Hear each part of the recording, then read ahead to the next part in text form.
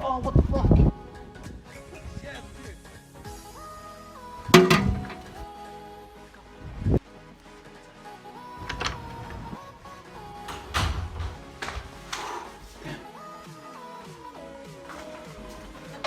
Huh? Oh no, it's mail. Alright guys, welcome back. So it's finally here, right? I wanted to get the mail. I was waiting for them for last week, but they canceled the locals last week anyways. I mean this past Saturday, so I didn't really need to use them. But anyways, I got them today. They got in the mail. It's so cool, so freaking cool. So basically, Junk Doppel, right? Junk Doppel, the dynamic duo. This is where you would normally do the librarian and formula plays. But now we have this card. This card's so good. So basically what this does, for those of you that don't know what it does, is you discard a tuner and itself and add a Synchron monster from your deck to your hand. And then if it sends it to the graveyard as Synchro material, you can special summon a tuner, which is really good. It has more recursion, which is what the deck needs. It needs to be able to be persistent in that way to compete with the current meta, because it's an older card, right? So it needs newer cards to help it stay afloat. But you just kind of have this, right? You like, of course, like this is amazing, right? If it resolves, like if you go discard, add this spin like this, right, and you do your junk speeder play, that's amazing. But sometimes this is not enough, so you need like a secondary play to be able to continue your synchro climb or your synchro sequences, right? So which is why this comes in handy. You play your triple dark worm because it lets you pendulum summon your entire hand, and then you play your symphonic war guitar, which lets you summon twice, which is sometimes you have two junks in hand, but you're like, oh, I can only summon once, so it doesn't matter. You just discard any of the cards that you would want to discard, and then just have your additional summon, and it gives you another body, which is amazing. Then of course you need to have synergy, give these a little bit more purpose, which is why you play these guys. Perform Auto Synchron. It's a Synchron that you get summon off Junk Speeder. It's for those of you that don't know what this does, it's freaking amazing. So basically, it's similar Junk-like effect. If it's normal summon, you can summon, I guess, special summon a level 3 lower performer power Auto monster from your graveyard, right? And then its effects negated. And then also, it's when it's on a field, in the main monster zone or just in the monster zone, you can target one of your scales and synchro summon with it, which is why it has synergy with these two, because it can make a level 6 with a starter's charge. It can make a level 5 Excel Librarian or Junk Speeder, which is why it's mainly ideally for. You just want to be persistent to have more options to go into Junk Speeder, right? And that's what this facilitates, and it's so good, like so good. And then if that resolves, then you just sync with this and make a starter's charge order, which is really cool. So basically, you have like you have 7 monster zones basically, because the scales become monsters, and then within themselves they become synchro materials, which is really cool.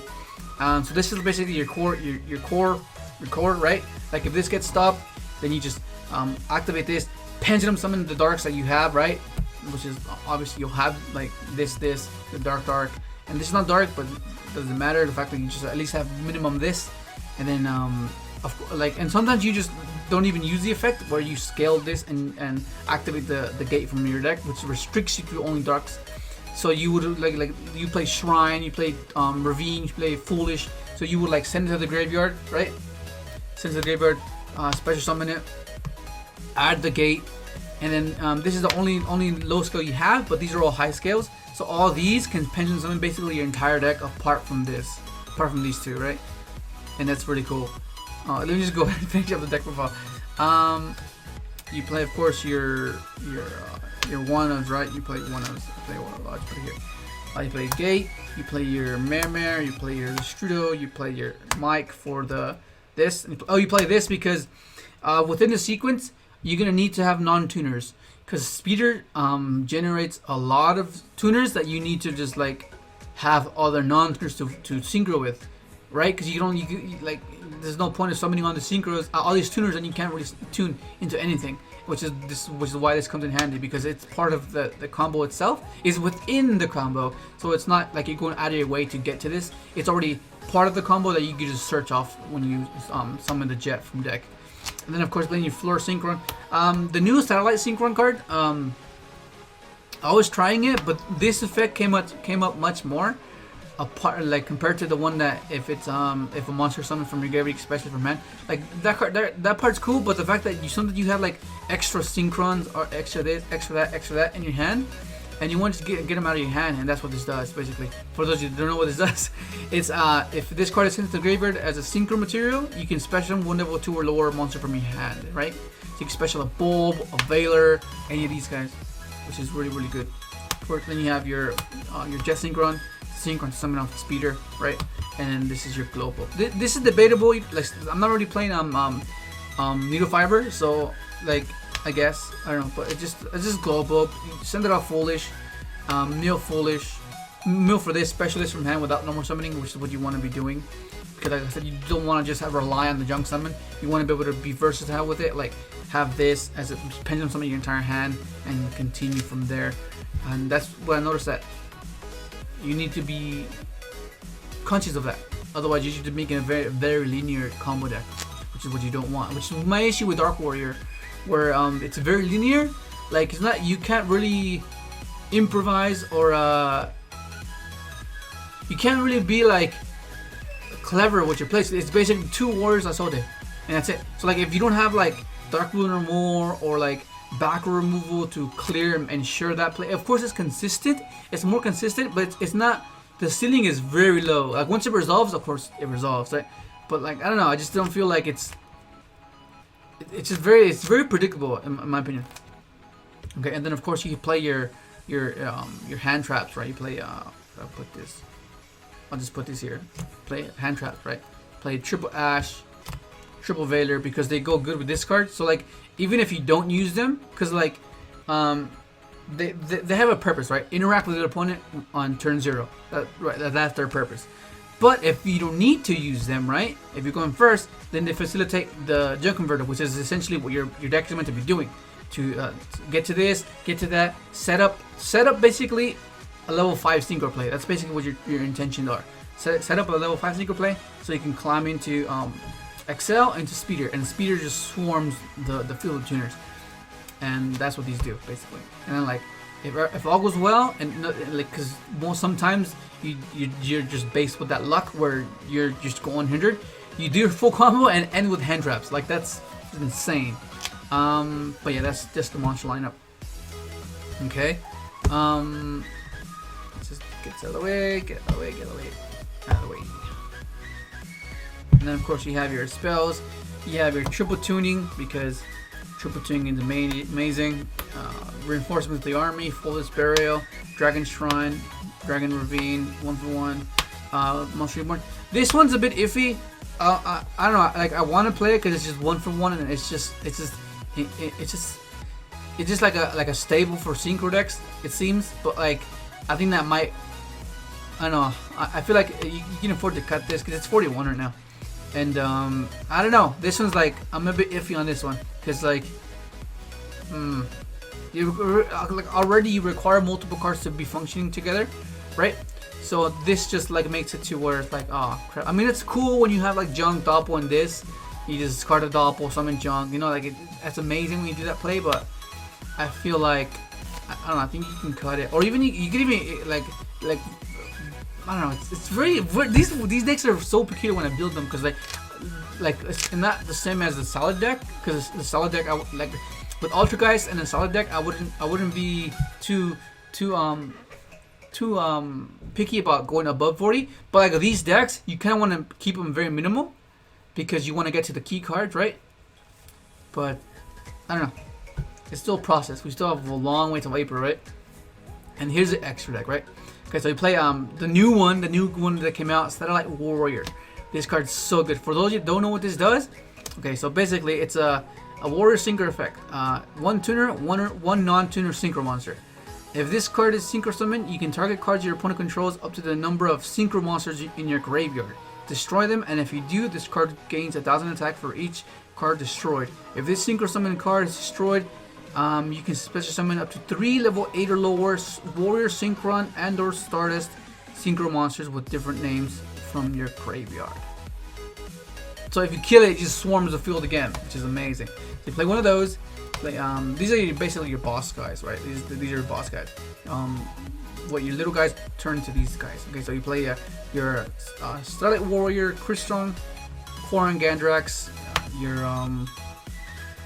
what's it called? Your Trishula, your this guy, right? These are like the main guys, right? The main guys. Of course, you play Dragster as well as like an interaction, but like these are like the main guys that you just like try to synchro into, right?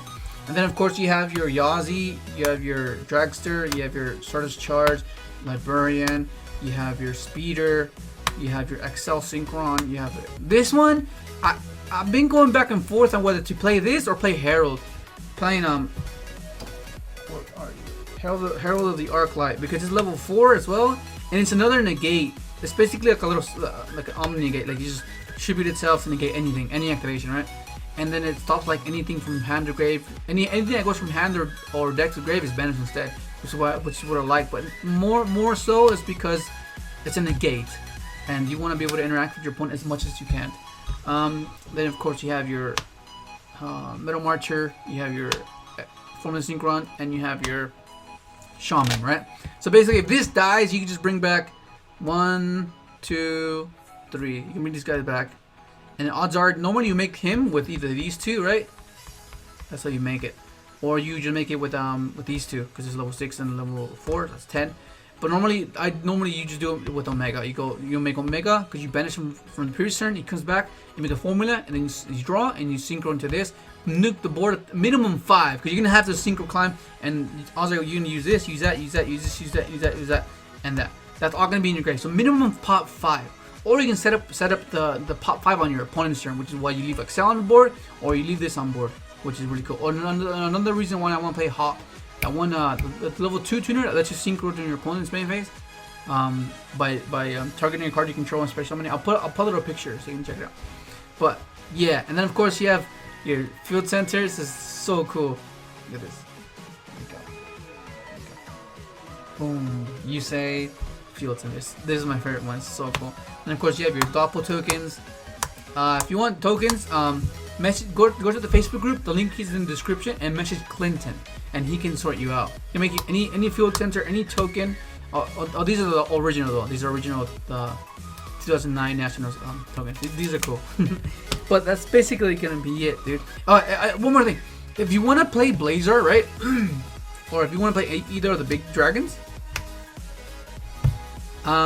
you can like take out one of the boss monsters and just like have like a big 4K beater. Like of course, like you can just cut this guy if you really want to, or cut this guy and play like, you know, either of the dragons. Yeah.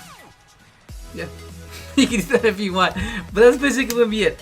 I'll do it in the next video. I'll do a test hand, and so you can see the variants of how the deck is meant to function and how to do certain plays with certain awkward hands. And because I know you guys really enjoy those. Like it's been a while since I've done that. But now that we got Master Rule 5, it's just so exciting because you want to be able to sequence your way into enjoying the game, right? That's what you want to do. But that's basically me. I wanted to keep speed this deck profile up because I've already showed you guys it. Except this time, the only difference was I just had these like in physical form. But I'm trying to see if I missed something. Yeah. Oh, one more thing. Did you guys like the beginning of the video? How it's like kind of like vloggy-esque, where I show myself like in just apart from being in front of here. You know what I mean? Like, would you guys want to see more of that? Like going to locals or just like talking or like the vlog type of things. But yeah, so yeah. Hopefully you enjoyed the video. Like, subscribe if you haven't, and thanks for watching.